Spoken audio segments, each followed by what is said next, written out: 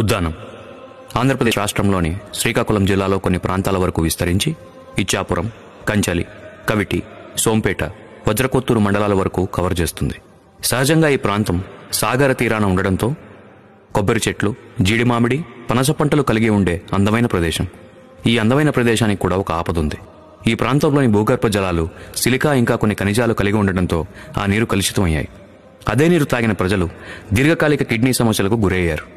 ఇది మాత్రమే అనుకుంటే వీళ్ళకి ఈ కిడ్నీ సమస్యలు రావడానికి అంతుచిక్కని కారణాలు ఎన్నో ఉన్నాయని అప్పటి ప్రభుత్వాలు గుర్తించాయి. ఈ ప్రాంతంలో 1990లోనే 35,000 మంది కిడ్నీ సమస్యతో బాధపడుతున్నారని అప్పటి అధికారులు గుర్తించారు.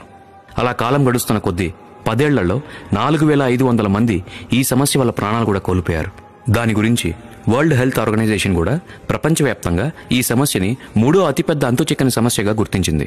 ఎన్నో ప్రభుత్వాలు మారినా ఈ ప్రాంతపు ప్రజల జీవితాలు మాత్రం మారలేదు. 2019లో ఏర్పడిన జగన్ ప్రభుత్వం ఈ సమస్య మీద దృష్టి పెట్టాలని ఆలోచన చేసినా 2020లో వచ్చిన కరోనా పరిస్థితుల వల్ల ఈ సమస్యని పట్టించుకోరేమో అని అందరూ అనుకున్నారు. అయితే ఎవరు ఊహించిన విధంగా ఆ ప్రాంతానికి 200 పడకల ఆసుపత్రి, 50 కోట్ల రూపాయలతో రీసెర్చ్ ఇన్స్టిట్యూట్, 700 కోట్ల రూపాయలతో వాటర్ ప్రాజెక్ట్. ఈ వాటర్ ప్రాజెక్ట్ వల్ల 807 పల్లెలు, సుమారు 7 లక్షల మందికి లబ్ధి చేసే ప్రాజెక్ట్. డిసెంబర్ 14, 2023న ఈ రాష్ట్ర ముఖ్యమంత్రి జగన్ గారు దీన్ని ప్రారంభించారు. అదే కాక 500 మంది సగటున